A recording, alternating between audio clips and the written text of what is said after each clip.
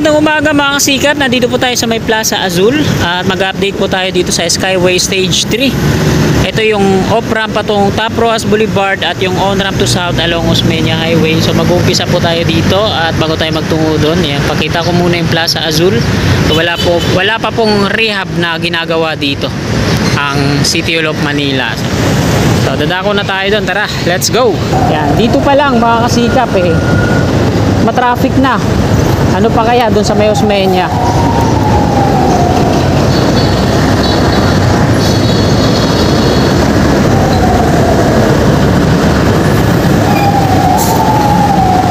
Bakit kaya matraffic dito sa Quirino Avenue southbound?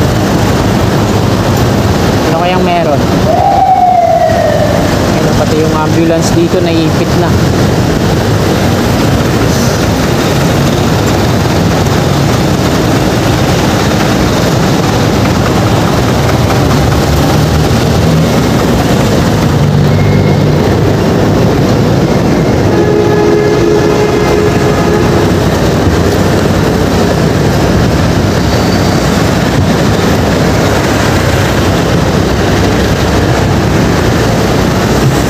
Araw po ngayon ng Martes, ika-8 ng Abril taong 2025.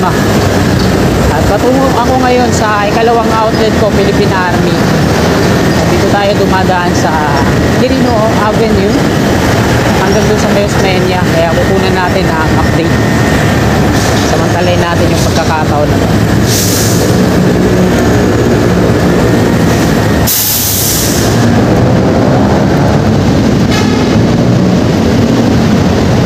Nagtahan interchange at yung pakanan, ayan yung extension.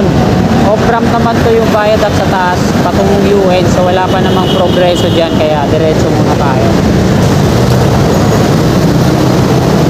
Ito yung Plaza Dilaw.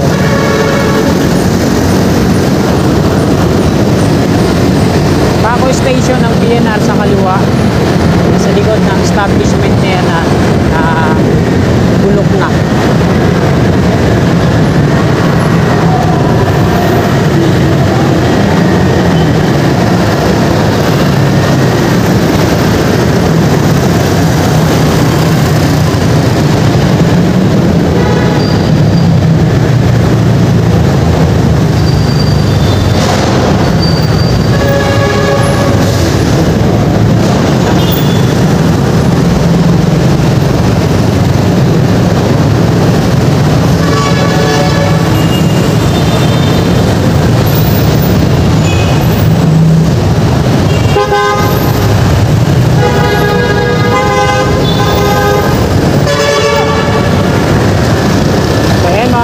Mula dito sa kanan, ito yung unang pier. Ito yung rebarcage alignment patungo doon. So bali 8 to dito, no? Ito yung pangalawa, nilalagyan pa lang ng mga scaffolding.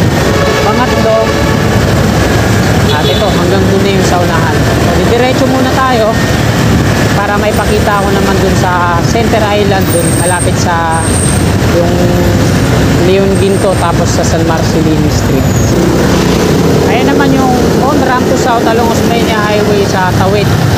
Ito yung off-ramp patungong Roas Boulevard. So dito, dalawa na yung konkreto, no? Pier. So Bauer din po ang gumagawa dito.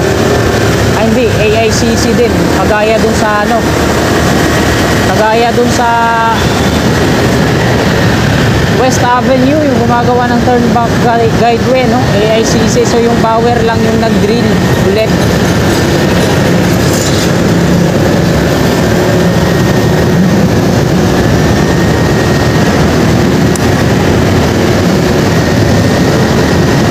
Traffic na naman dun sa dulo. So dito na tayo mag-U-turn.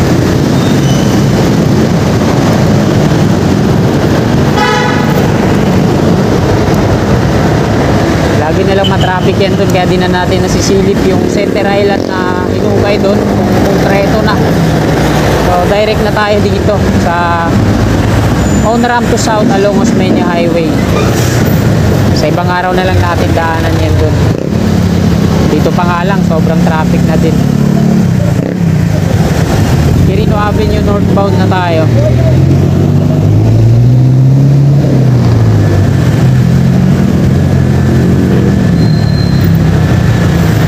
Ayan sa taas, pansinin nyo yung viaduct na yan.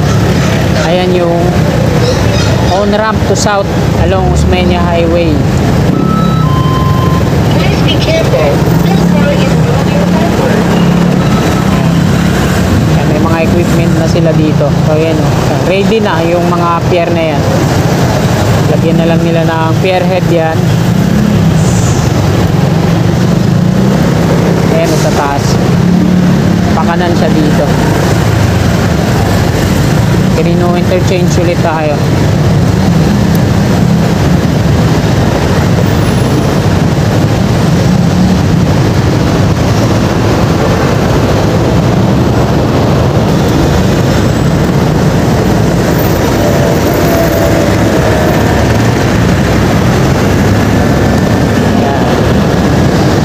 Dito kay ano na, binubo na yung rebar para sa pier head. So dito 12 naman yung pier dito. Wala dito sa may double column na to, pati coping beam niya konkreto na hanggang doon sa dulo, bali 4, no? Yan, konkreto na lahat hanggang dito.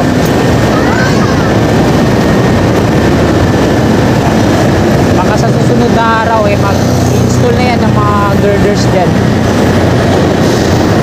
At nandito na tayo sa Osmeña Highway, South Super Highway.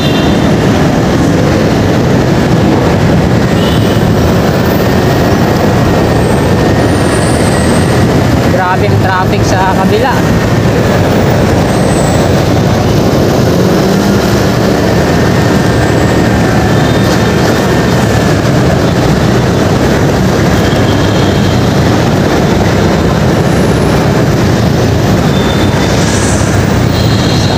Sikat San Andres Street na to dito. Hanggang dito na lang tong video na to. Marami pong salamat. God bless po sa ating lahat.